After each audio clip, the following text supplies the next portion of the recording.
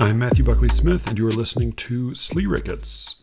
Thank you all for listening. Very quickly, thank you very much if you've taken a moment sometime this week to recommend the show to a friend. We have been gaining some listeners and some subscribers to The Secret Show as well. If you have not checked it out yet, go to sleerickets.substack.com, and there's a bunch of fun Secret Show episodes on there in which I say even sillier things, and we have some of the more unguarded or tired outtakes from interviews and conversations, including probably the second half of this conversation, which should be up there later on this week. So what I've got for you tonight is theoretically, this is a conversation which Cameron and I were supposed to talk about Ira Sadoff's essay, Neo-Formalism, A Dangerous Nostalgia, as well as Brian Brodger's essay, To Crawl Under the Earth, The Persistence of Expansive Poetry, and a Jeffrey Hill lecture called What You Look Hard At Tends to Look Hard at You. As you can probably guess, this was too much and too poorly organized a set of topics. I only read half the Sadoff essay, and we got derailed in some amusing and potentially dangerous directions. Cameron shits on like half of the contemporary poets that I love. I accidentally picked a fight with all free verse poets. Gerard Manley Hopkins makes a dramatic return. It's a lot of fun, and it does end, as I said, somewhat abruptly because the second half is just it's too much. So that'll go up probably on the Secret Show feed pretty soon. I think you'll like this one unless you hate it. I should say I'm already planning to have at least a couple of the people that Cameron shits on. I'm planning to have them come on the show, at which point they will be more than welcome to take all the pot shots they would like at an undernourished 19-year-old English college student. So apologies in advance, and thank you to everybody mentioned in this episode. If it's not clear enough, I think we really disagree about a lot of this stuff. Also, the subject of this episode, much of which is new formalism, or even sort of new form, like the second and third and fourth generations of new formalists, that has been burning up the Substack chat for the last week or two. So if you've not yet joined the Secret Show, or if you have and you've not yet looked at the Substack chat, give it try it out. Or if you're lurking and just enjoying the show, then continue to enjoy and lurk and get good booze recommendations from Ethan. With that, let's get to this week's show. Fucking Cameron.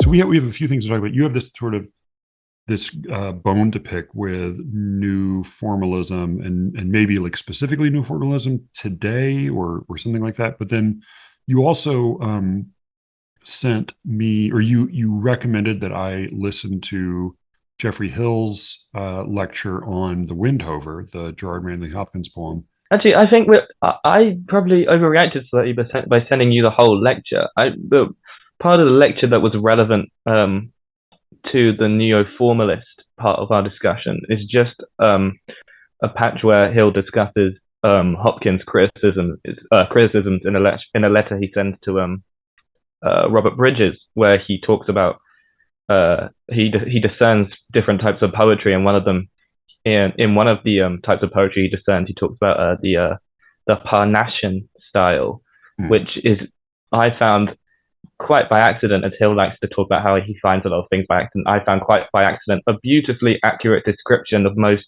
metrical poetry written in English for the last 20 years in Hopkins' the Parnassian style. But I think the rest of the lecture... Remind me how he characterizes that, because that did not leave as strong an impression. Yeah. So the beautifully eloquent and compressed phrase Hopkins uses to describe the Parnassian style is poetry draping prose thought which is, I think, an incredibly accurate description of the type of poetry Hopkins is referring to Bridges, which is, well, most famously Tennyson and a few other poets we've generally completely forgotten. But also nowadays is a completely accurate and mostly encompassing description of most of the particular darlings of the new formalists, and also, Okay. to be honest, most poetry written in any Right. form of pattern being composed now. Yeah. I mean, Ira Satoff in this essay does complain about several things about new formalism, and there are like a few conflations, but like then he he acknowledges at one point like that like this is most of these criticisms apply to all American poets. But, like the Yeah. problem is mostly like all American poets, and he's just sort of focusing on the neo formalists. So you want to state your larger thesis about and you're saying it's not just the average poem or most poems written in form, because most poems written in form, like most poems written in any mode, are going to be mediocre at best, right? I mean, like that's the Yeah. Yeah. That's there's like maybe a higher baseline of like a certain kind of very limited technical competence among formal poems because they at least have to be in form, certainly. but like most of them are going to be nothing worth remembering. Mm-hmm. But Yeah. you're saying it's actually like it's the favorites, it's the stars of the neo formalists, and in like whatever you call the current, we'll talk about this other term for a broader category, including the Yeah. formalists, but like the people who are most celebrated today for writing in traditional meter and rhyme, regular meter, and like a I would say like a to distinguish formal the formalist taste for rhyme, it tends to be more consonant than assonant, like rap and pop music and spoken word tends to lean on assonant rhyme when there's a slant, and formal literary page poetry, however you want to call it, leans on consonant rhyme, for like various historical and conventional reasons. But like Right. those I, people, yeah. Sorry, go ahead. so I just add what I've noticed recently is that it's completely true. Apart from poetry and translation, which Hmm. typically seems to rely more on assonantal rhymes or vowel rhymes more than it does on consonantal rhymes, I think. Poetry and translation, like Yeah. the English versions of Yeah, the translated English poetry. versions of translated poetry. I've Okay. noticed this a lot with Mandelstam recently in translation Hmm. by Peter France and Alistair Noon, and also Sasha Dugdale's translations of Maria Stepanova. Both Hmm. seem to me as much run on vowel rhymes as they do on consonantal rhymes. But apart from that, you're completely right. Right. Well, and interestingly, like A. Stallings, who's quite scrupulous about her rhymes, uses consonantal rhyme a lot, and occasionally will use like a jokey rhyme or like a non-sonic rhyme. But for the most part, she avoids purely assonantal rhymes. She will, in her translations, get looser. And part of that may just be allowing herself more room because she's got these other constraints. But she will allow Yeah. herself kind of rhymes we might associate with rap or pop music in her translations. I do also wonder, and this is always like, I think you could do kind of an interesting study of like which poets who wrote in form get translated into form versus which ones get translated into free verse. And I think you learn something about like Baudelaire, at least until recently, seldom got translated into free verse, partly because of the kind of people who read Baudelaire, whereas Rilke was always translated into free verse. I didn't even know he wrote in meter and rhyme until much later, because the kind of people who picked up on Rilke tended to translate into free verse. So I wonder somewhat about like how much of that is taste and like the source. Even Yeah. Nathaniel Rudofsky Brody's translation of Paul Valery is in he writes in meter, but not he doesn't use rhyme, which was sort of surprising to me. But yeah, I wonder how much of that is. Yeah, I feel like there's like a bunch of conflating factors there. Yeah, but yeah. So to just try to create this sort of category, I know you've got a rant against page poetry that we can get to as well, or against the classification of page poetry. But like if we for the moment adopt that as a category, Right. page Okay. poetry, formal poets, however you want to call them, you would say that not only most of them, but most of the best ones of those, or the most celebrated of those, have a fundamental deficiency in their poetry. Is that fair? Yes, yes, exactly. I've got some quotes from Okay. people who I won't name because several of them are on a ratosphere and one of them is quite famous, who basically put my argument very, very nicely. Okay. But I'll read that out later. Well, I can read that out whenever. But yeah, basically, I think that the big names in neo-formalism and the new formalists, and I'll name names because why not? Like R.S. Yeah, yeah, yeah, Gwynn, yeah. parts R.S. of Gwynn. David, Okay. parts of David Mason, Mhm. almost all of Aaron Puchigian, um, some parts of A.E. Stallings, with I think a good amount of exception, are to me very not even badly written, but prosaic and lacking in a basic understanding of what, in my view, poetry should be. Well, maybe tell us what poetry should be. This is actually I'm going to use all my quotes right now because they lay out my view really Yeah, nicely and they yeah, work well together. This sure. is a quote by a poet I know. We're talking about the popularity of Aaron Puchigian's poetry.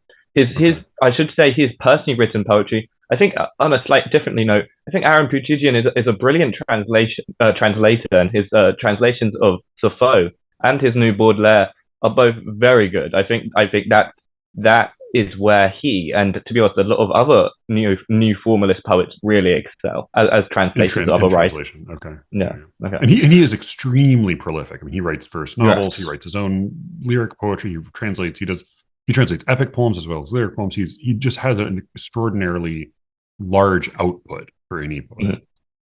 So this is what a poet says. What the poet I was corresponding with said about Puchigian, and moved on to poetry in meter and rhyme generally in English. He says, "I can't explain why Puchigian is so beloved, but my general feeling is that much of that world, the world populated by the descendants of the first wave of new formalists, is populated by people who don't actually understand poetry. Not really. Though they can make sense out of certain things, and they certain things, they overpraise and over reward poets who make sense to them. So somebody like Puchigian becomes a big deal. He's nothing if not easy to make sense of." And this is the first point I'd like to say, that Okay. there is a sort of a priding of the term accessibility in the essay Right. we might get to talking about. One Yeah, of the yeah. big goals of new formalist poetry is it should be accessible.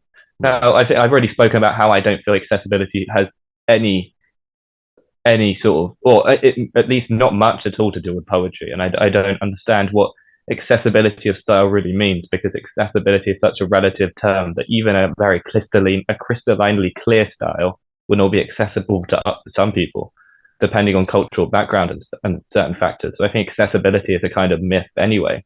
But certainly to me, it seems to be that in most new formalists, accessibility boils down to the Parnassian impulse again. That is, that their poetry their poetry is prose, but dressed up in meter and rhyme, which to them defines and makes poetry what it is. There is nothing in them, to me, that is good poetry does, which is when language is turned as a means and an end in itself and upon itself.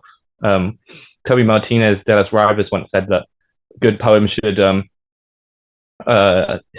show language deepening and complicating itself. And I do not feel that any, or at least most of the new formalists, and certainly the big central figures in the new formalists who propagated the whole idea of a poetry movement called new formalism, I do not believe that they do that. They drape prose thoughts, and often sort of very, I think, socially conservative thoughts in sort of this, in rhyme and meter.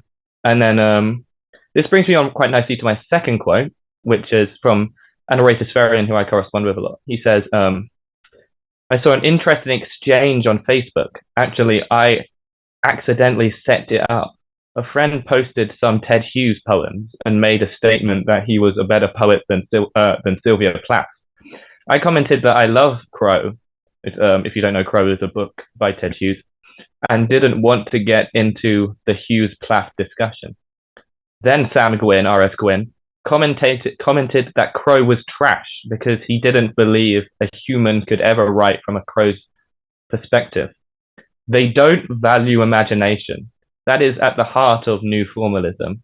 I can understand your goal. He's talking directly to me here. I can understand your goal to write a different type of poetry in meter, a poetry um, that does ask for the help from the imagination, but it will keep you on the outside. You don't want to be on the inside anyway.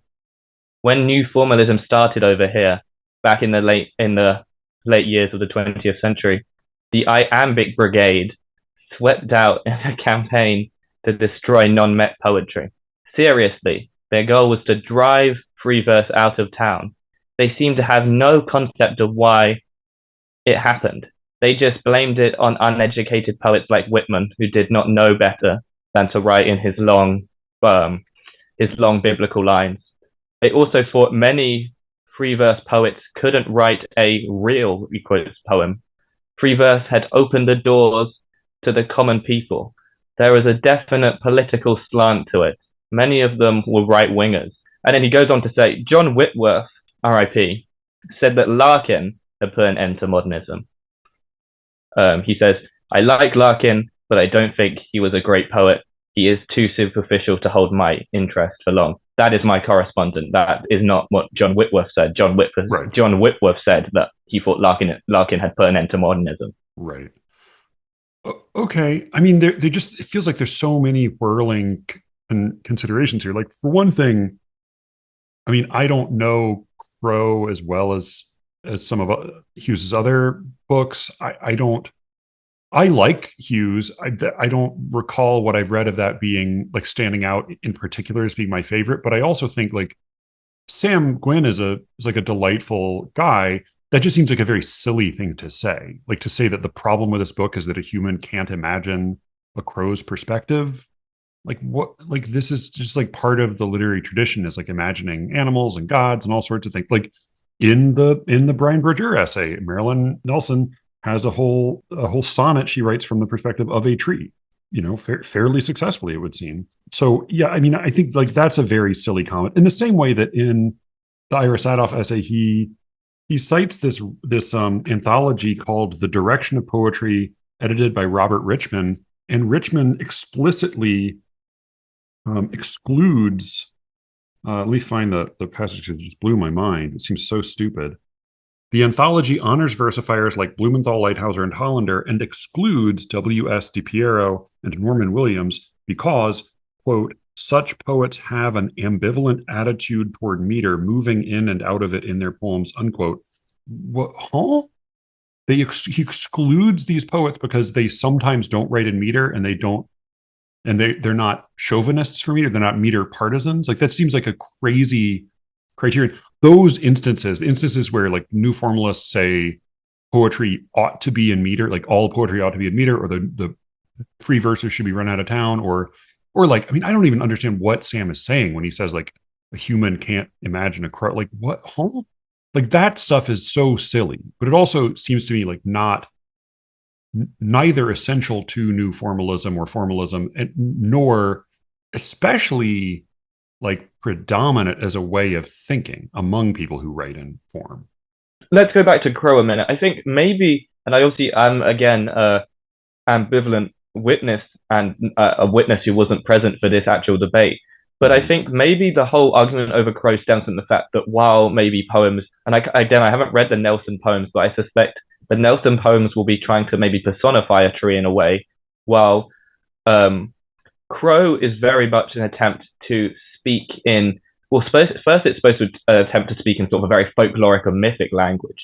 And secondly, I think is an attempt to reach to a point of sort of violence and brutality that is beyond typical sort of human thought patterns. I mean, it's certainly personifying Crow, but it also repeatedly emphasizes Crow's sort of burdenness.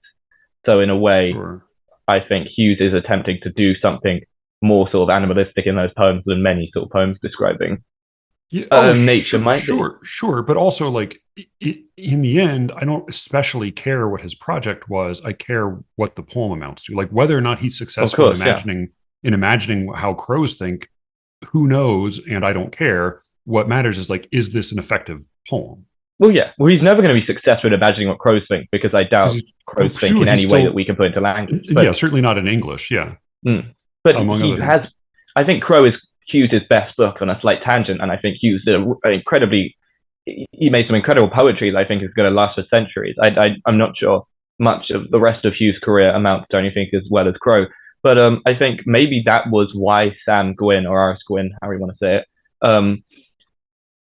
that's maybe why R.S. Gwynn went after Crow as a certain text more than he might go after other formalist poems. And also the fact that, I mean, not to insult R.S. Gwynn too much, but Crow is written in a free verse influenced by Eastern European poets like Zbigniew Herbert, some Polish poets. It's not the most formalist piece of writing in the world.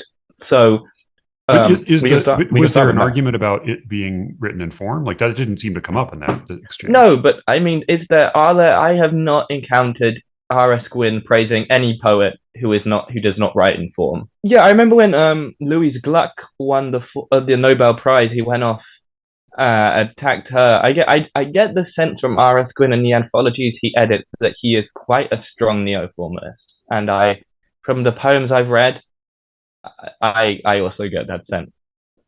Okay, so it feels like there are maybe three different possible definitions of neo-formalist, including some people, and of course, like again, with the exception of Shane McCrae and like maybe a few other people, most people I know who write in meter and rhyme don't especially seek out or embrace this designation. But even within poets you might call formalist or neo-formalist today, it seems like you could mean one of three things. One, you could mean like someone who writes sometimes or mostly in meter, right? Like that. Like you could just mean that. By which standard, like you would also be a formalist because you write. But I don't understand maybe half the time in meter, Right, but I don't understand why one would wish to term oneself that. Well, no, but I think most don't. Like that's what I'm saying. Like I think like that's actually part of the.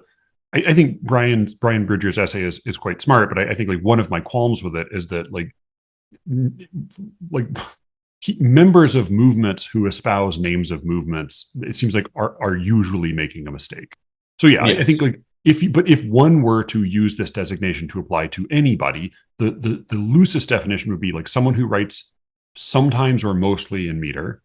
Even Alan Shapiro, who writes mostly in free verse, has been called new formalist because he writes sometimes in meter. I mean, really sometimes. And then maybe like the next more restrictive definition would be like someone who writes, sometimes or mostly in meter and prefers poetry in meter, right? Like you like it better. That's your cup of tea. That's that's what you enjoy. And then the more restrictive definition would be you write in meter, you prefer meter, and you in fact are a partisan for meter. You think like metrical poetry is better from some like larger objective standpoint, not just from a personal preference, not just as a personal preference, and you even like think most poets should be learning meter rather than free verse, right? It seems like those are three degrees of new formalism.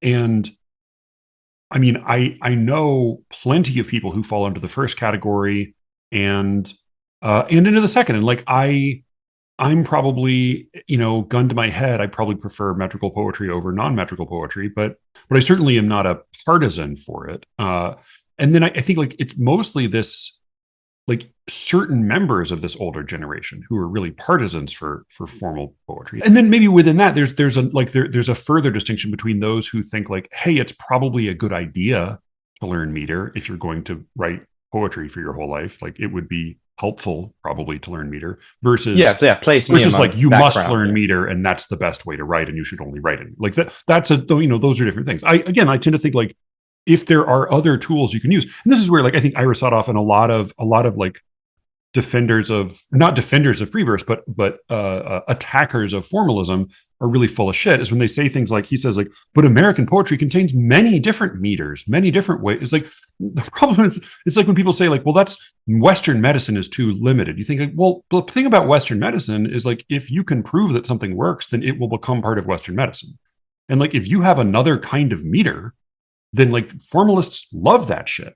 Like if you have a new kind of meter that you want to include, like like holy shit, any formal nerd I know would love to learn what your new form of meter is so that he can try it out. So like the idea that new formalism like is restricting is like excluding different meters just seems like a silly nonsensical statement. Isn't the problem there that he's using the term different meters to mean basically different free-verse rhythms, apart from the strictly patterned to that accentual syllabic pattern? Yeah, Isn't the honestly, I don't know, and I'm skeptical of Brian Berger when he says like, well, the new narrative poets didn't always write in meter, but they wrote in strictly controlled free verse. And I do think there's a lot of variety possible within free verse. I think that we honestly, I think a lot of younger formalists are are reflexively democratic in saying, "Oh yeah, you can have lots of different patterns going on in free verse. Yeah, who knows? Yeah, okay, of course." And like, I've very seldom seen people like sit down, dust off their hands, and like show me what that actually means. Like, I think in many cases it's just a way of saying like, "Sure, sure, sure, yeah, no, of course, you free verse can be lots of things." I think like, sure, it can, but like the more it becomes this pattern or that pattern, the more it resembles a meter. Even if that meter is like loose sprung rhythm or accentual meter, it I think often that's just a diplomatic gesture. I think you're partially right. I think there are certain patterns in free verse one can demonstrate quite easily. I'm thinking especially of the Whitmanic line and also maybe the Blakean line, which are very long lines, Yeah, yeah, both yeah. being sort of biblically Right. derivative. Yeah, yeah, yeah. I think you can demonstrate that quite easily in free verse. But I Like also really think it's long lines versus short lines. Yeah, sure. well, yeah, yes, but also I think the Whitmanic line has a certain biblical incantatory rhythm to a lot of it that I think Yeah, you can quite easily explain. And I yeah. think you could make a rhythmic difference between that and the Blakean line, which is also very long, but is also slightly closer to a 14er or a hexameter than it is to than Whitman's lines are. But I think you are certainly right that it becomes very hard to demonstrate rhythms that are as scientifically provable as meter is. But Mhm. I also think that any good free verse is in itself rhythmic. Maybe. I don't know. I mean, it depends. Like, well, no. Again, like I think like that's one of those statements. Is like it's very easy to say like, sure, sure, man. Like, why would you die on that hill? Like, why would you fight somebody over that point? I'm not even dying on that hill. I'm just saying like personally, every time I hear that, or even every time I say that, because I often say stuff like that, inside I think like, yeah, but maybe not really. Like it just, I don't know. Like it just have so seldom seen people actually demonstrate that. I think like Alan Shapiro has a somewhat useful distinction that he makes between what he calls enjambed free verse and phrasal free verse, which you can argue about whether he should be using those terms, but he means basically like free verse that honors the integrity of the line or the phrase or the clause versus free verse that sort of violently disrupts the syntax of the sentence. And like that is a meaningful distinction, but again it's a distinction like that's only parametrical because it's a syntactical distinction. It's a I think like distinctions in what meter does that is pretty noteworthy, at least what traditional meter does. And again, traditional meter of many different kinds, long, quantitative, accentual syllabic, even the what we call like the conventional stodgy English tradition is itself a hybrid, is itself a mud. Like what that does that is noteworthy is that it is measuring language using only sound. And then obviously there are many other things going on, but like there is at least this perpendicular dimension of like how long is a line, and I can give that answer in units of sound without reference to the content of the line.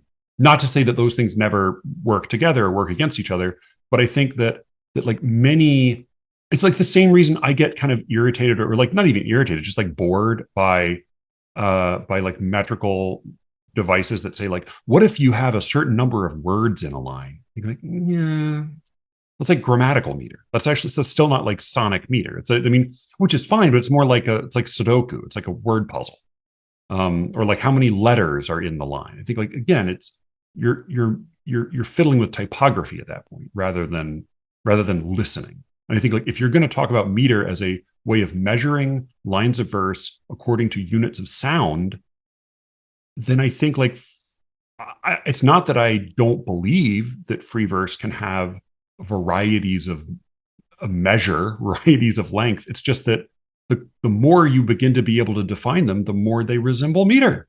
Yeah, yeah, you're right. You're right in that is, as I say, if it becomes scientifically provable, it is a meter. Yeah. I think in free verse there is a collision between pure sound and grammar that forms a rhythm. There's a Mm-hmm. grammatical sonic complexity or intertwining that becomes Sure. part of the rhythmic texture of the poem. And I don't think that is by itself a defect. I mean, as I say it sounds No, to be no, no, no. Yeah. very exciting idea. I was Yeah. thinking that when you were talking about how in you create a meter with words and not sound, I was thinking a way of like getting past that would be to like have a rule that one should have, I don't know, like 3 consonant or like 10 consonants in a line or something. Like you could Yeah. have some grammatical rule demanding words that also has an impact on sound. But yeah, your general Yeah. point is you're correct on the general point. Yeah. But Or like, I mean, Mary Jo Salter talks about accordion rhyme with Emily Dickinson, and I think like there are interesting restrictions you can use. You can apply using like other forms of sonic repetition. Even like Ryan in some of his more recent sonnets, he adopts like a tradition which does exist elsewhere, but not very often, of poems that are strictly rhymed but of irregular line length and no iambic regularly. Like the lines are effectively free verse, but they all rhyme regularly. So they vary wildly in length and in pattern, but there is still some sort of sonic measure to them. yeah, I know. Yeah, Ishin Hutchinson has a very good poem called "The Orator" that does that. But yeah, Yeah. no, I see that. I mean, that the closest poetry sort of comes to rap, isn't it? Because I mean, rap obviously has its own not meter but sonic constraints, but that Yeah. is set down on the page is very much like the type of poetry Ryan is writing in those sonnets there. Yeah. But again, I mean, as I think I was excited by your observation that I talked about in the secret show that like I think it is really that like the true metrical restriction is the delivery. Like if you can deliver it in such a way that it feels like those 4 beats, then it counts. But it still does have to like that is still a measure, right? It just may be a measure that's unique to your particular delivery. Yeah, and it's also a measure unique to the bar length of a particular track, right? I mean, the rapper is basically operating against the constriction of the bar, which is Yeah. in rap the version of the poetic line. So Yeah. But it like it's not. Whereas like in conventional like Central Slavic meter, there's some disagreement, there's some variation, but like mostly you can scan a line fairly objectively. You can't. That doesn't apply in rap because in order to scan it, you need the delivery, right? Like there are lines yeah, of Aesop yes, I Rocks see that that. would not scan if you were just doing it on the page, but it's in his delivery that they actually fit the line. They fit the length, right? Right, yeah, yes. That yeah, and word morphing as well will Mm-hmm. also sort of will help with rhyme a little in rap, which you don't have obviously in poetry written down. So maybe we should, because we've been skirting around it a lot, maybe we should introduce the essay by Brian. Yeah. Is it Roger Fully? Do you I, want? I met him at LECW. I had met him before years ago, but I like sat down and talked with him a couple times at LECW. Still don't know how to say his last name. But yeah, Brian Berger is how I would say it. He's a poet and critic. I don't know if I mean, he's like a proper actual like elbow patch wearing professor. So I don't know if he would consider himself a scholar, but I think of this as being kind of a critic of contemporary poetry. So he wrote this essay called "To Crawl Under the Earth," which is from a line by David Mason. And the subtitle is "The Persistence of Expansive Poetry." He takes sort of 3 exemplary poems that he examines, one being David Mason's long poem, "The Country I Remember," a narrative, one being Marilyn Nelson's "A Wreath for Emmett Till," and then the last being "LEstraneo" by my good friend Ryan Wilson.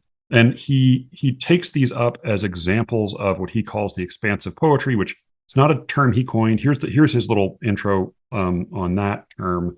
Expansive poetry was an American literary movement of the 1980s that combined new narrative and new formalism. New formalism, which emerged first, involved the revival of meter and rhyme. It was widely discussed among poets, critics, and the literary public, for whom modern poetry had come to seem either too narrow in its scope or too inscrutable in its style. Applauded by some and attacked by others for its use of form, new formalism reacted against the dominant practices of autobiographical free verse. Many poets within new formalism, however, insisted that narrative was also an integral part of their agenda. The movement was then renamed to reflect this narrative impulse. And that right there, I think, is a very good explanation for why expansive poetry is not a good name for a movement and has not stuck in any meaningful way. Because among other things, it was decided by committee. Like there was like new formalism is not a term anybody love or most people I know love, but it is at least descriptive. It at least is like talking about a thing that you could say, oh, it's poets writing today or relatively recently who are writing with the regular use of meter. Like that is some new formalism means something. Expansive poetry just means new formalism plus.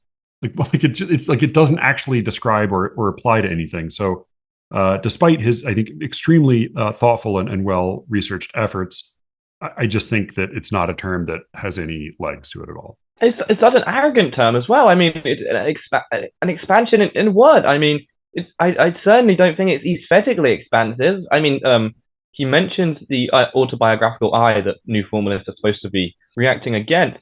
I think in almost all cases, new formalist lyric poetry is basically the autobiographical I. It's just stripped of sort of the gloss and sort of anger and sort of performative confrontationalism of, let's say, sort of the professional poetry of the 1950s to 70s. I think new formalism, lyric new formalism, and therefore lyric expansive poetry is totally about the autobiographical I.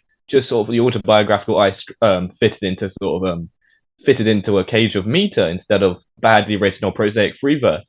And then obviously, I guess the expansiveness could also refer to the narrative aspect, which is fair. The accurate points that he makes in the essay is that narrative has gone out of poetry. I, for one, am not very upset that narrative's gone out of poetry, or is not as popular as it once was, mainly because I think it is very hard to write narrative poems that are still poems. Yeah. Why do you think that? Well, I don't believe in Poe's essay at all, but I think there is an easy weakness from a lot of narrators to fall into using language as a means to tell a story, and therefore not pay heed to the idea that language should be an end in itself, and therefore language fails to sort of deepen and complicate itself, and therefore it becomes basically prose, in my view. I mean, I don't think this is the problem with all narrative poetry. I think a lot of good narrative poetry exists. I haven't read the David Mason. I really like the Ryan Wilson poem, and I'd say that definitely is a poem. I haven't read the Marilyn poem. I think there are also very good poems in I mean, the old epic poems, Virgil, the Iliad, the Odyssey, are definitely poems, and I think some of the best poems ever written in any language. So they certainly, whatever narrative. I mean, as with like dramatic poetry for many hundreds of years, yeah. But I also think that a lot of this poetry that he talks about will probably be Parnassian again. I think it will be prose draped in meter and rhyme, and I think there will be a weak at the worst. This poetry will give way to an impulse to just because a story is recounted metrically, therefore it will be a poem. I think that has occurred in much of the expansive poetry he will talk about, but certainly not in all cases. I'm not trying to say that, as I said, you can't have. It's not that you can't have narrative in poetry. I just think it becomes much harder. Yeah, while I enjoy some narrative, and honestly, like most of the mid-length poems I enjoy are not, I would say, exactly narrative. Like the Venetian Vespers, which is a celebrated example by Anthony Hecht.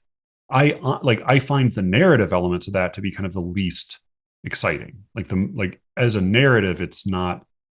It feels a little bit like an O. Henry story. I mean, which is fine. O. Henry stories are great in their way, but like it's the lyric and imagistic parts of that poem that I find most thrilling. And similarly, like with the Short End or the Grapes, which I really love, those poems are both mostly kind of lyric panoramas more than they are proper narratives. And Ryan in Lestraneo and Authority has two honest to God narratives, which is remarkable, where like things happen in a forward direction. But I think that's relatively rare. And like, I don't mind that mostly happens in prose these days. I think that's fine. I like prose narratives as well. So I'm with you in like not feeling a pang at that having disappeared as a popular mode. He presents. Let me jump in. Sorry, let me just jump please, in there please. and say that I probably feel a pang that you don't feel. Okay. That the type of poetry that they quote unquote are weary of isn't present much nowadays. Actually, I'm going to amend that statement. I don't feel a pang that poetry isn't around because most of it was badly written. I'm talking about the sort of modernist epic that they mention, Ezra Pound's Cantos, T.S. Eliot's The Wasteland. I guess what I really mean is I feel a pang that no one's writing modernist epics with the same sort of virtuosity as Ezra Pound or Eliot. But then also I realized that, I can't feel a pang because I don't really feel a pang that, Louis Zerkovsky isn't around trying to write more of A or something. There's as many as there, as much as there were a few very good modernist epic poems, there are also quite, the vast majority again were bad. So maybe I don't feel a pang about that. But I certainly am not weary of this modernist fragmentation that these guys, the expansive poets that Roger says in the opening of his essay when he talks about how, they're tired of modernist fragmentation. I'm tired of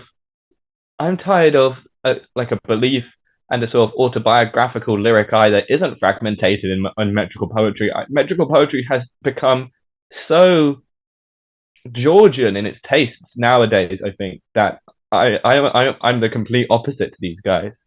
And maybe we can get to that later because I think you some links to sort of poetry written in other languages that was metrical. It was very different. But I don't feel a pang for that for the modernists, but I certainly am coming from this from a modernist perspective, while these guys seem to be coming from a Georgian perspective, right? Yeah, and characterize Georgian poetry for us, if you will.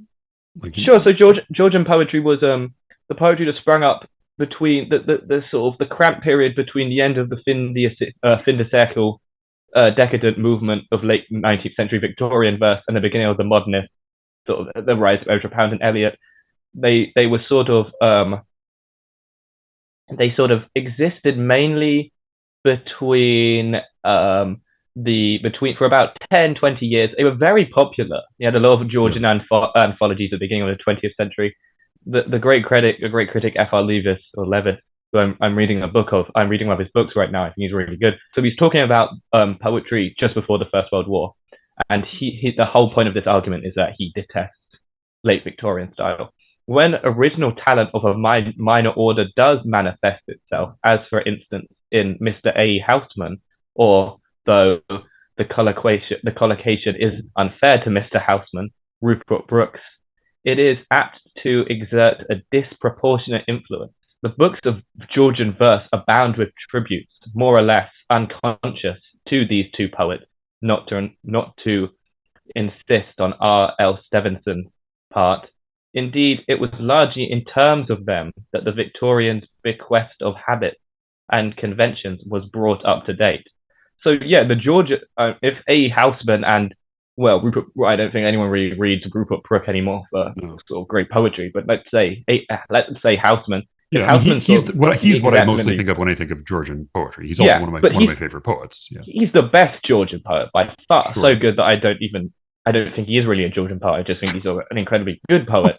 But the Georgian poets after him are very bad, or at least very bland, boring imitators of Housman. And I think there is a lot of similarity when you look at it between sort of contemporary metrical poetry, especially types of the metrical poetry you might see on a Ratersphere and Georgian poetry. Right. So, just to give people some idea, like if you were to try to imitate a Housman, which I have consciously and unconsciously done as long as I've been writing poetry, you would be aiming for what characteristics? You'd be aiming for a simplicity of music, a clean syntax, crisp construction, a kind of a sharp lyric poignancy, a subdued but powerful emotional style, I guess. Right. Yeah. So, I mean, I think, those are all mostly still virtues to which I aspire, which may just make me a bad Neo-Georgian.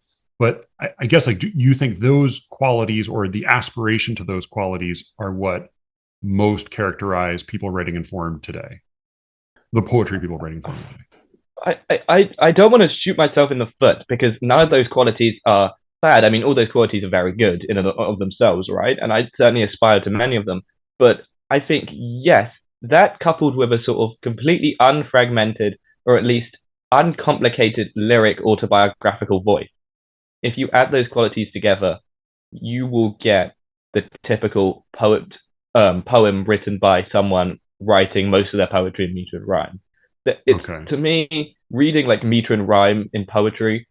It's as if one had not at all sort of taken in the tradition of Eliot or Jones or even some of the later American writers like the Open or George Open or any of sort of the more modernist influenced side of literature. They'd just gone straight from Housman to Larkin. I think also Larkin is probably a very helpful way of getting Yeah, yeah, to yeah, yeah. see what sort of neo-formalists are aiming for. And as I say earlier, someone says one neo-formalist sort of chap proudly boasted that Larkin had killed modernism, and I certainly Right. think Larkin led to a very unhealthy turn in English verse, where a lot of Larkin imitators sort So of let's disrupted characterize sort of linguistic invention. Larkin. So and to give to put it in the ear of anybody who might not already know, a quick Housman, I think it's unnamed epitaph poem would be: "Here dead lie we, because we did not choose to live and shame the land from which we sprung. Life, to be sure, is nothing much to lose, but young men think it is, and we were young." And then a quick Housman: "They fuck you up, your mom and dad. They do not mean to, but they do. They fill you with the faults they had and add some extra just for you. But they were fucked up in their turn by fools in old style hats and coats, who half the time were soppy stern and half at one another's throats. Man hands on misery to man, it deepens like a coastal shelf. Get out as early as you can and don't have any kids yourself." So Larkin clearly has some of some of Housman's DNA, but he's a little more tart, a little more immersed in the social world. He's not quite as like lost in the Shropshire fields. He's a little more aware of modernity, and in addition to his cynicism, he does play fast and loose at times with meter and rhyme. Like, I mean, High Windows, another one of his most famous poems, rhymes kids with diaphragm. So it's not like he's not as much of a formal purist as Housman was, but Yeah, I also also but also is was a bad influence, I guess, because I mean, I would say like what characterizes both of those poets and makes me cautious about reading them in my free time ever these days is that they both have really infectious styles, infectious voices, and they like it's easy to find yourself accidentally imitating them. yes, I can see that. I don't think that is a problem I have that much. But like I mean I not with the, I mean I have that problem with many poets. Sure, But sure, I'm sure. trying to Yeah, say not with that's those not a two. problem I Sure, have sure, with sure. Yeah. Larkin. And again, I don't think Larkin or Housman are the problem. I dislike Larkin more than I dislike Housman, but I think both of them are poets you would have a very hard time arguing were bad. I don't. Yeah. They are both poets of tremendous talent. I just Mm-hmm. don't like or very much read either of them. But and I really dislike what Larkin stood for aesthetically. But both of them And what did he are stand for sort of aesthetically? Because he was well, the marquee name associated with the movement. yes, but he wasn't sort of he was the figurehead of the movement, but he wasn't sort of their central um aesthetic pronouncer. But That's what sort of did so? But you're Kingsley saying Amos's you territory. disliked what he stood for aesthetically. So what was that? Yeah, I mean that's the Myth Kitty statement about how every poem should be its own freshly created universe and should never take up allusion from other poets. He Yeah, yeah, compares yeah. that to sort of a Myth Kitty. He agrees with Reginald Dwayne Betts there. Does he though? Original, I liked and disagreed with that manifesto by Reginald Yeah. Dwayne Well, in he equal said manner. no more allusions to dead poets. So Right. he was speaking more about dead poets rather than myth in general. Yeah. Yeah. He also says so. He say pay homage, but and then he I don't think he says pay negative. homage, but I'm pretty sure he says there's or some something. elements that were seemed self contradictory, and I Mm. disagreed with a lot of it, but I did enjoy it, and I just liked its style. Oh yeah, it was a brilliantly refreshing style. Like I want more of that. So there are some of the aesthetics Larkin stood for. He also said he never read any poetry in translation, which I find like nightmarishly horrifying as a sort of aesthetic conservatism. But Yeah.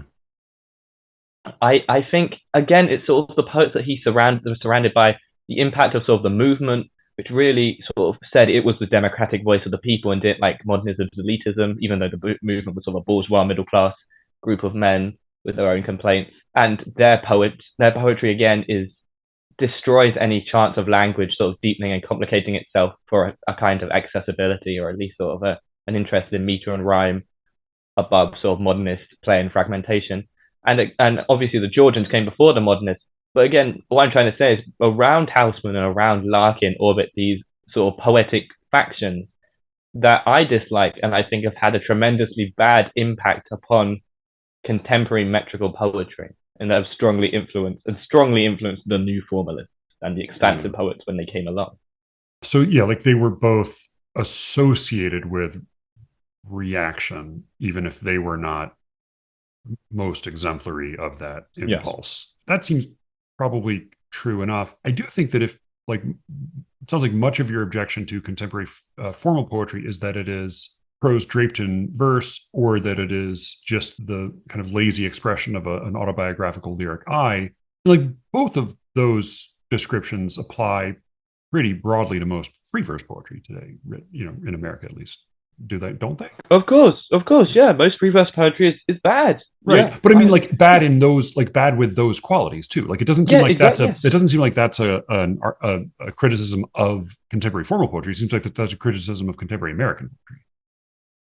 Yes, but I'd say that because contemporary formal poetry attempts to sort of talk about how it's something new, and also often seems to believe in some aspect that it is poetry because it defines itself as meter and rhyme, that those points seem particularly to stand out.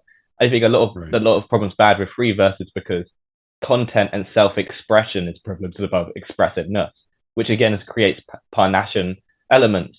But I think it comes to being Parnassian from a slightly different trajectory to modern metrical poetry. Maybe. Just to, I mean, I don't remember the lecture well enough, but like, why did Parnassian get saddled with this particular significance? Like what is it about Parnassus that evokes prose draped in verse? Like, what? Yeah, I don't. I need. The mountain of the Muses, the mountain of Apollo. I don't. Yeah. I need to read. I need to read Hopkins. He seems, when he first comes up with it, he doesn't put it as like an inherently bad quality. He just puts it as a sort of a lesser poetry. So at first he says like poetry of inspiration, where he sort of defines inspiration in a weird way to mean sort of poetry that is constantly surprising one by going in ways one could not predict. He says if you pretended to be a sort of famous poet, or like thought of yourself or fantasized about being a famous poet, poetry written under the category of inspiration would be poetry you wouldn't be able to imagine yourself writing. While Parnassian poetry, and yeah, I don't know why it's called Parnassian poetry, would be poetry you could imagine yourself writing if you imagined yourself as a famous poet. I also, like, I was grateful to be sent back to the Windhover by this lecture. It's a good lecture. It's called What You Look Hard At Tends to Look Hard at You. Is that what it said? Yeah. Geoffrey Hill lecture he gave at Oxford. The whole lecture is pretty much about Gerard Manley Hopkins' poem, The Windhover, which is, I mean, I think it's like a great example of a poem I could not imagine myself writing, a poem that's extremely impressive, a poem that's definitely using language as an end in itself. It is an untranslatable poem. You would have to write a truly new poem in another language in order to translate it. And I can't speak ill of it in any way, except that I don't give a shit. Like, I don't care at all. It feels so self-important. It feels so, like, it's playful in the least playful manner. Here, I'll read it, and I'll try to read it well, because I think it is impressive. Like, I could not do this. I give him total credit for, like, he has a great deal of talent and skill and whatever else, and like, I could not do this. But here's The Windhover by Gerard Manley Hopkins, dedicated to Christ our Lord. I caught this morning's minion, kingdom of daylight's dauphin, dappled dawn-drawn falcon, in his riding of the rolling level underneath him steady air, and striding high there, how he rung upon the rein of a wimpling wing in his ecstasy. Then off forth on swing, as a skate's heel sweeps smooth on a bow bend, the hurl and gliding rebuffed the big wind. My heart in hiding stirred for a bird, the achieve of, the mastery of the thing. Root, beauty, and valor and act, oh, air, pride, plume, here, buckle, and the fire that breaks from thee then, a billion times told lovelier, more dangerous, oh, my chevalier. No wonder of it. Sheer plod makes plow down Sicilian shine, and blue bleak embers, ah, my dear, fall, gall themselves, and gash gold vermilion. Can I read you what that immediately makes me think of? Sure, go What, ahead. what I hear immediately when I start to read that poem is, I said a hip hop, the hippie to the hip hop, hop, you don't stop, the rocket to the bang bang, boogie say up, jump the boogie to the rhythm of the boogie, the beat. That's what it sounds like to me. Which again is like the Sugar Hill Gang is great, and like that's great and fine. But the difference is that like they know they're being silly. They know they're just goofing around with language and making sounds that match together and bip and bop and play all over the your ear. And that's what he's doing, except that it's so deadly serious. I can't. Yeah. There's no human voice here I can hear. There's no perspective. Like even if it's not a voice I could recognize in any kind of conversational way, it's not even like a mind that I recognize. Like even if Really, it's even if it's speaking in elevated terms, like plenty of poems take place in a register or a mode that is a little bit beyond ordinary human speech, but there's still a mind at work that's recognizable. Here, I can't follow the thought in any meaningful way. I mean, I can track it if I sit down and make myself, but I don't pick up the sense. I don't sense the presence of a human mind. it's interesting you say you don't sense the presence of human mind, because I mean I sense sort of a mournful human ecstasy in some of the phrasing. If I'm going to be sort of approaching from your perspective, like when he says, Yeah. "Ah, my dear, full ghoul gash themselves." I mean, yes, it does share some verbal similarity with like a rap song from the 1980s, sure. But I think I don't know. I'm always swept away by the complete meeting of sound and like, sense of music. I mean, Yeah. there is But for what me about there is no tone? way. Yeah, What about tone?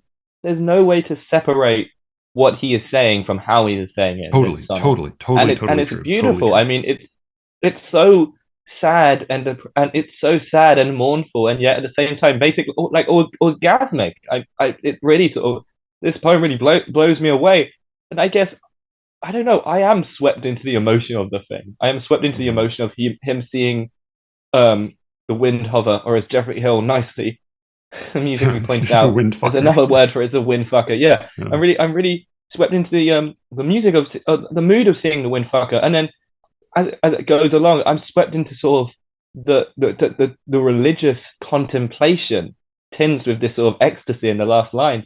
I don't know. I don't think I'm going to reach you because I feel like we're so like on opposite sides of this sort of field. Sure, sure. But yeah, I don't know. Everywhere here where you sort of don't sense and don't give it like don't give a fuck about this poem. I guess I'm just sort of incredibly swept up in it. So I was curious because, and obviously this is not an example of new formalist poetry. This is from over 100 years ago. But Yeah, this would be a type of poem I wish new formalist poetry was trying to write. well, that's what I was wondering because I think like your argument was that you wished the problem with formal poetry today is not a problem with form, but a problem with content.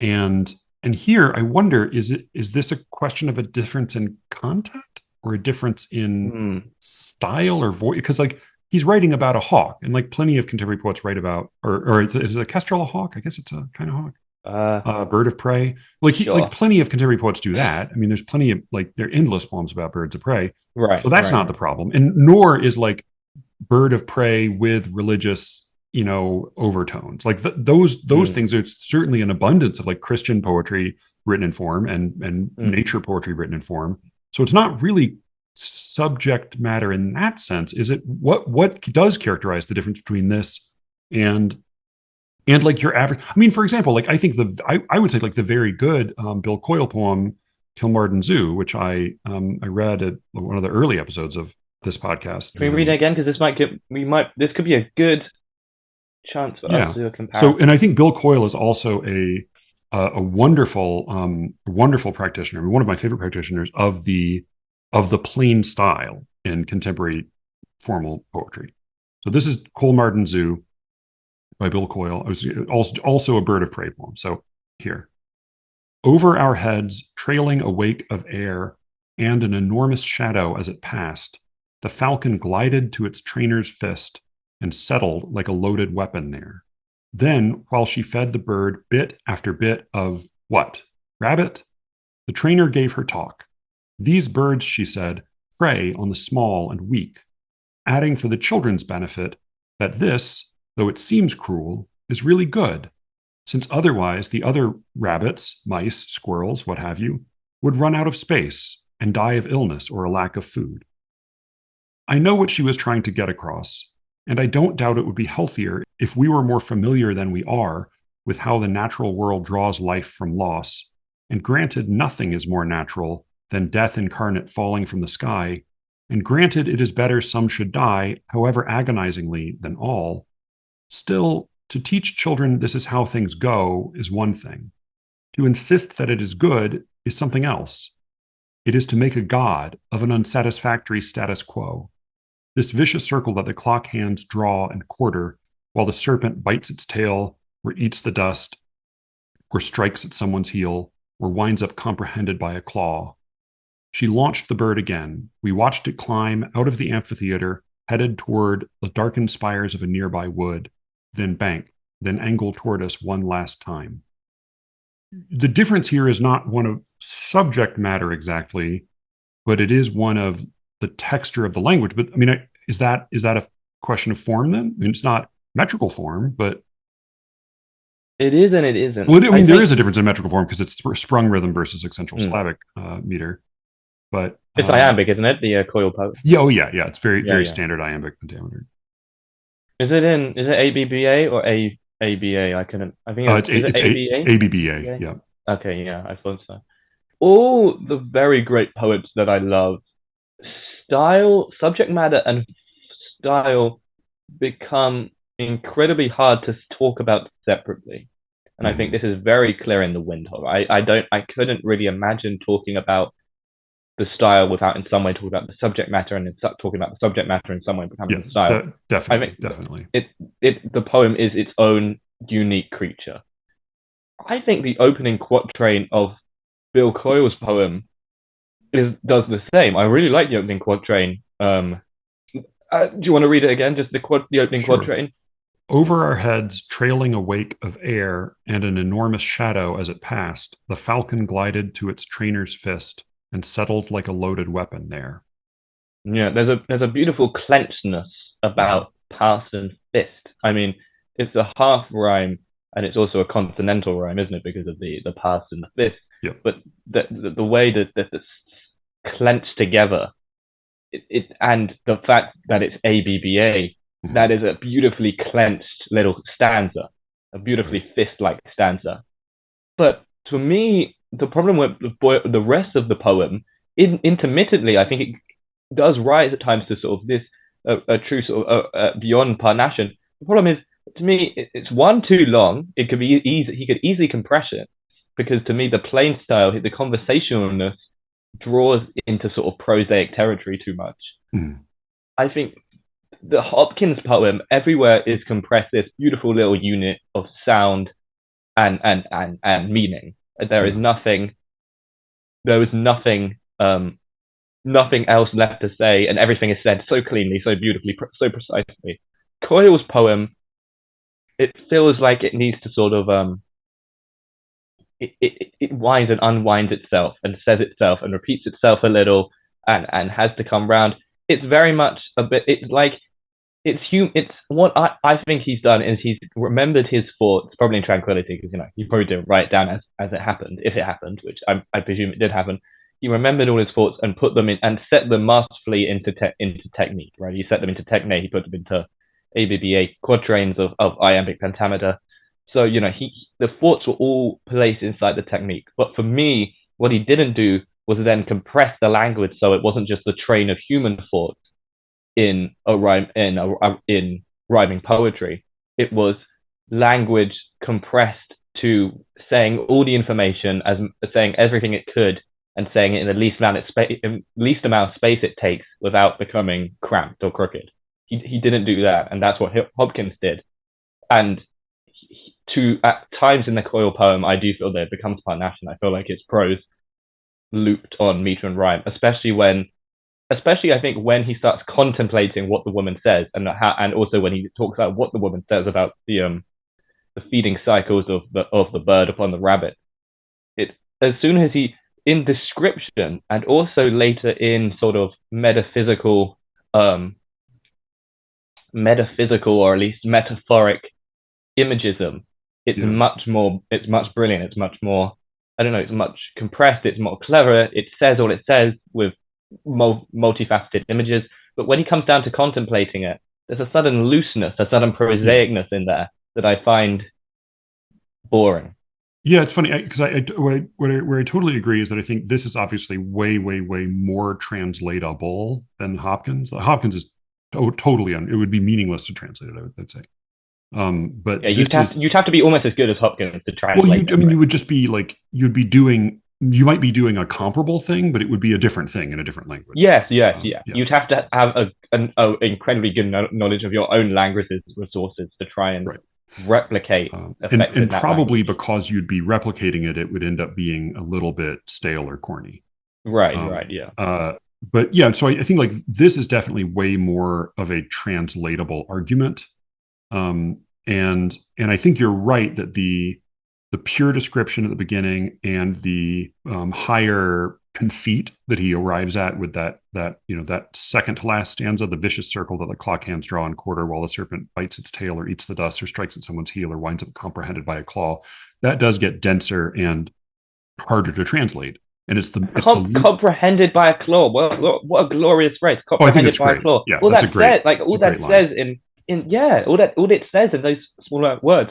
But I just want to add quickly that I don't want to. I can see where I can trip myself up here by making me sound as if I just dislike not conversational poetry, because I dislike conversational poetry, but I dislike any poetry that isn't just pure description or pure imagism. Sure. I've been rereading Frank O'Hara recently, and he isn't conversational exactly. He certainly isn't in Meditations in an Emergency, and he is maybe in a way conversational in lunch poems, but not in the sort of same way as Bill Coyle.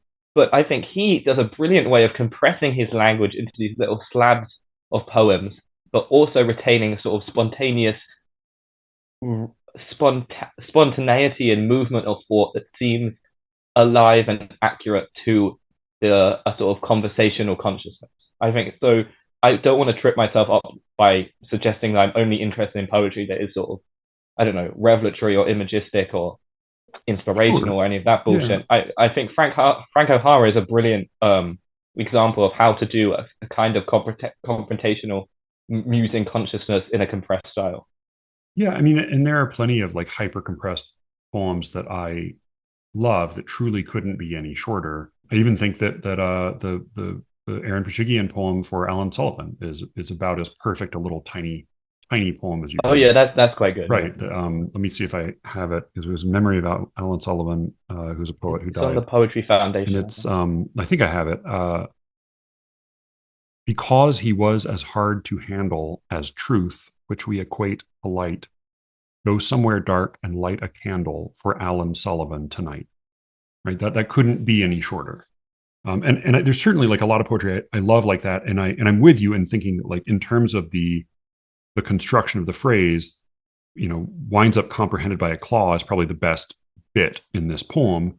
But I guess I also tend to think, and this may be because of like a theater background to some extent, that I end up liking a little bit of build and looseness. Like I like that not all of the moments in the poem have exactly the same pitch. There's a thing that people used to say in like acting classes where they'd say you're playing the end of the scene, meaning like you start screaming and like playing, like you hit the peak of your emotion at the beginning of the scene and you have nowhere to go. And I think that there was a poet in my MFA program who was super talented, like definitely one of the most talented people, if not the most talented people in the program. And really, really hardworking, like very dedicated, brilliant guy. But his point, he couldn't unclench his fist. Like every single line was so cram packed with sonic and syntactical and denotative cleverness that it just like his poems were like a brick wall. And I remember Ryan at one point said to him, like, it may be that like not every line in your poem can be the peak of the mountain. Like, in order for there to be a peak to the mountain, we need somewhere to build from. And I think his response to that ultimately was that he quit writing poetry and he started painting. And like he's like he's like a wonderful painter. He's a really terrific painter. But I think like I know there is an appetite. I know there are people, including you, who seem to sort of love poems like that have that never go loose or slack. And I think I enjoy a poem that, like, I like those moments of extreme verbal compression, but I tend to think that like if that were the whole poem, it would be unreadable. But like part of what I enjoy the winding meditative portion of this poem, but if the whole poem were just flatly at the level of prose, I think it would be far diminished. But if you tried to, and I'm not going to say this is a perfect poem, I'm not going to say you couldn't compress it some, but I think if you were to try to squeeze it down sort of purely into, sonnet length, or even like sonnet and a half length, to try to avoid any dead air, any moments of kind of pause or like absent meditation, I think that you would lose the voice, and you would lose part of the effectiveness of this poem is the control of tone, is his ability to keep a little bit of an arm's length from this, and to offer only a relatively small criticism, like a small but pointed criticism that I think ends up having some real bite because it's so soft spoken. And I think like there's the thing about this is, like, you're right, that this is definitely, it's easier to get bored in this poem. It's impossible to get bored in the Windhover. It's easier to translate this into prose. It's impossible to translate the prose into the Windhover into prose. But the Windhover at times reads like an email that's written in all caps. You're just like, God Almighty, just relax, man, just fucking relax. And that's, I think, with Cold Martin Zoo, I think like it may be, some of it is just like a matter of like what degree of tolerance we have for one right. vice or virtue or the other. I think you're saying the Windhover sounds like a Donald Trump tweet. He has superior grammar, though Donald Trump at times, is real inventive with the language, comes up with some real innovations. Wow, we're incredibly clever literary critics. We've uncovered deep connections unknown to everyone else between Donald Trump and Gerard Manley Hopkins. I feel very gratified. Go ahead. I'm not. I feel both very much penetrated by what you say, because I certainly think you are pointing out things that I cannot disagree with. I think any good poetry should have different, well, not any good poetry, but I certainly think good poetry should have different levels of pitch. Mm-hmm. And I also think that I am certainly a culprit of writing poetry that tries to cram everything into every line. I mean, when you get a thing of ramen, do you just crack open the little flavor packet and just dump it dry into your mouth? Is that how you eat now? Maybe. What Dan Chiasson says in, is it Dan Chiasson? I don't know. I've never heard anyone say his name. Someone told me Chasen is how you say it, but I don't know. Chasen? Yeah, I know, it makes no sense phonetically. Yeah. Okay, let's do it that way. Dan Chasen in the New Yorker once said of Ishon Hutchinson that he tries to write every line like its own poem. Mm-hmm. I think that is true, and he also isolated some examples where that fell off. He said this was also true of Whitman, which I'm not completely sure of, but certainly I think he might have a point. But yes, there definitely should be different levels of pitch, and I feel simultaneously like I want to disagree with you in that I'm not asking for this poem to abandon all different levels of pitch. I also feel, and maybe feel more deeply, that you are in some ways right and that I'm in some ways flawed. But I certainly think you could compress this poem without leaving levels of pitch. I think. Sure.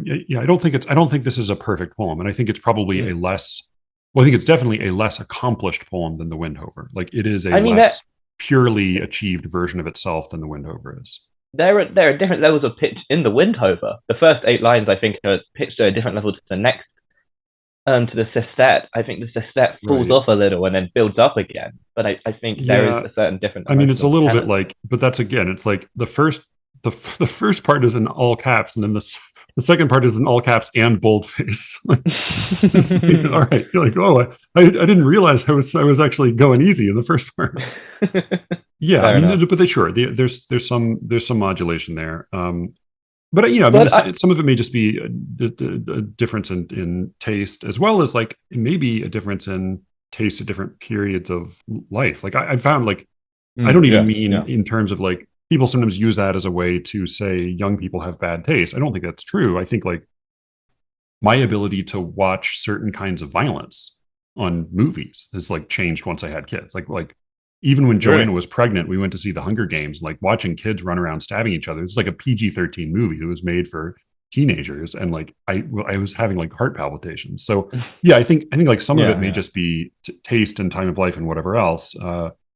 And I mean, you've read and written poetry much longer than I have. So I mean, even if you're not trying to use it in a negative way, which I'm sure you're not, it may well be true that you certainly have a maturer taste than I do. And I willingly accept that. But also, I mean, I can't do anything about that apart from soldier on and try and like firm up my own poetics. Well, no, but I'm also a big believer in like timeliness, right? There were periods in my life when I would stay out all night drinking with friends, and like, like, I don't think that was bad, and I should not have done that. But like, it definitely doesn't make sense for me to do that now. I just think like they're different, maybe different pleasures at different times. My other problem, my big problem is not that if there were like the Bill, his name's Bill Coyle, right? If there were the Bill Coyles of new formalism, say, versus the Jared Manley Hopkins, fair, yeah, good, nice, yeah, we like diversity, we'll down with diversity, so it's good, but I don't know, there is minute differences, but that poem on a whole is a very good representation of almost all the voices active in the group of poets who write mostly metrical and rhyming poetry today. Yes. So that, and I think a very accurate criticism, I might call it even just an observation, but like an accurate criticism of a lot of like very good new formal poetry today, or poetry written in meter in America today, is that it could be like it's fungible. That that you can't necessarily identify the voice one to the next. I mean, I think there are, like, Stallings has a particular set of concerns, and she has some formal knacks, like her tendency to play with cliche, opening up cliche in new ways, I think is not unique to her, but she tends to do it a little differently and a little better than most people. But I think like most formal poetry, if it's well done, I mean, especially if it's well done, in a way, like when it's worse is when it's easier to see the identity of the poet. Like when it's really well done, often what that polishing leads to is a kind of a polishing beyond the personal voice or identity of the poet.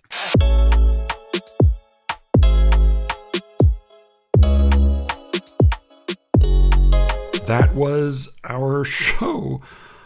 Sorry again, Sam Gwynn and Aaron Pachinko. Oh man. Apparently the link for Cameron's Erratosphere ID is not working, but he's WT Clark on Erratosphere if you'd like to go torch him on there.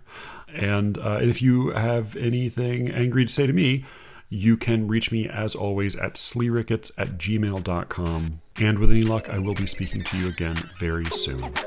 Until then.